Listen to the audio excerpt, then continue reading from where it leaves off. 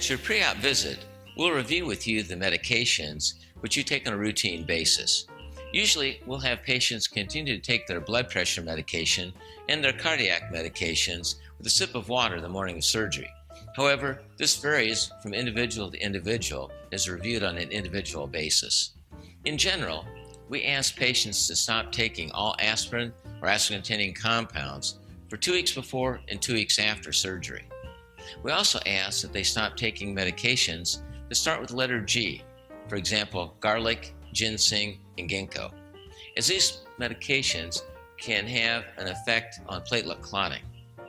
Our anesthesiologist requests that patients stop taking herbs and various vitamin supplements 2 weeks before and 2 weeks after surgery.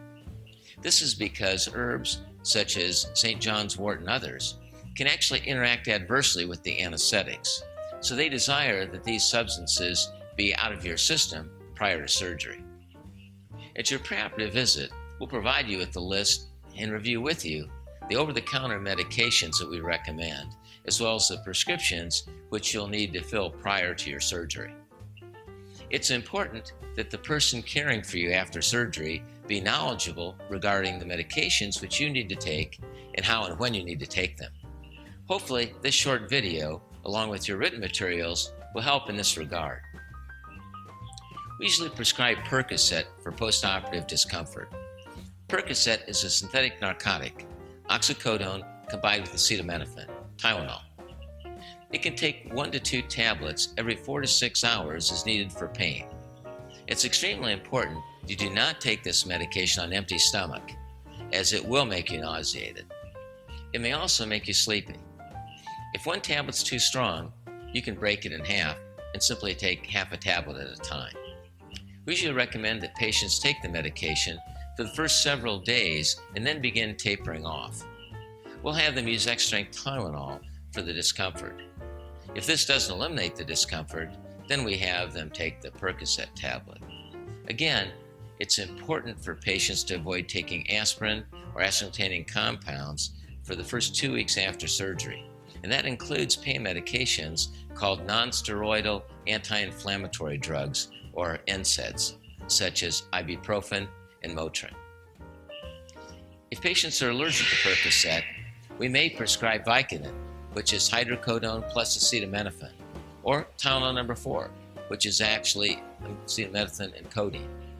These medications are very strong, and it's important not to combine them with other pain medications, antidepressants, or sleeping pills. Postoperative infections are extremely rare in facial cosmetic surgery. However, we use prophylactic antibiotics to further reduce this already very low risk. These antibiotics are given intravenously when you're in the operating room prior to the start of your procedure. By using this technique, we usually need only 1 dose of the antibiotic, which means you don't have to take antibiotics postoperatively. Most commonly, we use cephalosporin, Keflex, unless the patient is allergic to this medication, in which case we use other medications such as clindamycin or Cleocin. If the patient is undergoing a full-face chemical peel or full-face laser resurfacing, and they have a history of fever blisters or shingles, we commonly prescribe an antiviral, valacyclovir, Valtrex. We begin this medication the day prior to your procedure and continue for 10 days after the procedure. The dose is 1 pill, 1,000 milligrams, taken twice a day. And again, it should not be taken on an empty stomach. While it's not common, a few patients can experience postoperative nausea and vomiting. For that reason, we prescribe prochlorperazine, Compazine. This is prescribed as a 25 milligram rectal suppository.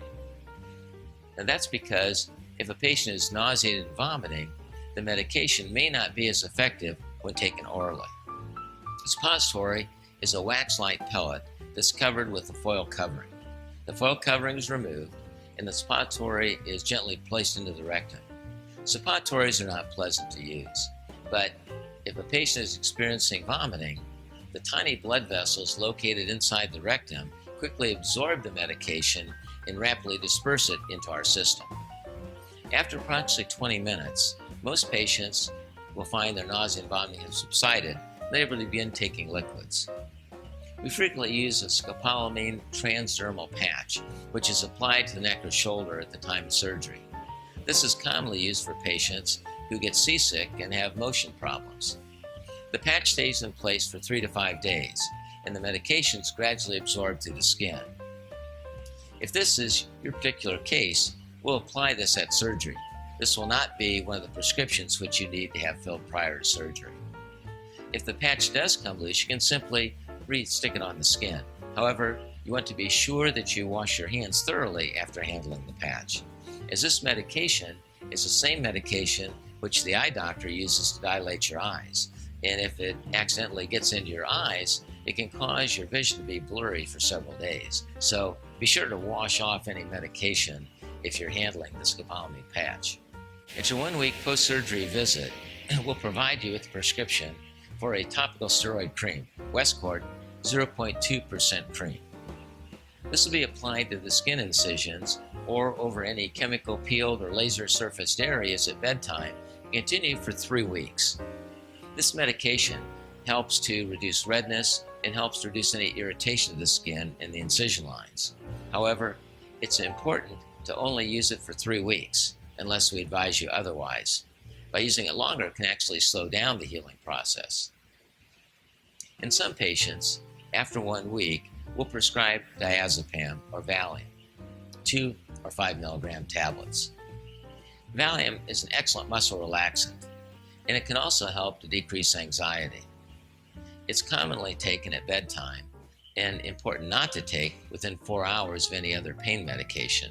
We frequently tell patients that if their neck feels stiff and tight at the end of the day, then Valium can be taken as a muscle relaxant.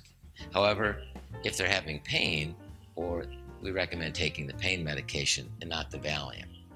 Not all patients will receive this prescription. However, if they're having tightness and muscle pain, it can be very effective. In addition to the prescription medications, there are also several over-the-counter medications which can be purchased without a prescription. For many people, taking a strong pain medication for several days can result in constipation. In order to eliminate this, I recommend using a laxative such as Miralax once a day for each day that the patient is taking the prescription pain medication. Miralax is a clear substance which has no taste and can be mixed with liquid, water, fruit juices, sports drinks. Simply pour 1 capful of the crystals into any glass of liquid and take once a day in order to avoid constipation. Extra-strength Tylenol, acetaminophen. Most patients find that after 2 to 3 days, they no longer need to take the prescription pain medication on a regular basis. They can usually control the majority of their discomfort with extra-strength Tylenol. If patients need the stronger pain medication, we want them to take it. However, the quicker they're able to taper off the pain medication and get to extra-strength Tylenol, the more expeditiously they're going to heal. Some patients normally have increased problems with gastric acidity. Stress and change in diet can accentuate this gastric acidity, which can lead to nausea. If this is the case, we recommend using Prilosec or one of the other over-the-counter antacids to take once a day in the postoperative recovery period to minimize your gastric acidity. Some patients find that Pepto-Bismol, Mylanta, or Maalox can also be beneficial for this purpose. For the first 2 to 4 weeks following surgery, we recommend that patients take vitamin C, ascorbic acid, 500 milligrams to 1,000 milligrams daily, as well as a multivitamin with zinc, such as Centrum with zinc or 1-a-day multiple vitamins. The list of over-the-counter items will also include hydrogen peroxide and bacitracin. Hydrogen peroxide will be used with cotton balls or cotton-tipped applicators and applied to the incision lines 4 to 6 times a day to help keep the incisions clean and help dissolve the dissolvable sutures. The bacitracin ointment is applied after the hydrogen peroxide in order to keep the incision areas moist and also to help reduce the chance of any infection. If a patient has had a chemical peel or laser resurfacing, we recommend they obtain Vaseline petroleum jelly. This is applied to the area like icing on a cake 4 to 6 times a day. Many women use Vaseline on a daily basis to remove their makeup, and it's a commonly found household item. However, we recommend that you purchase a new jar of Vaseline if you've had a chemical peel or laser resurfacing, in order to avoid using an ointment that potentially could be contaminated with other potential irritants. I'm Dr. Bill Beeson at Beeson.com, and thank you for watching.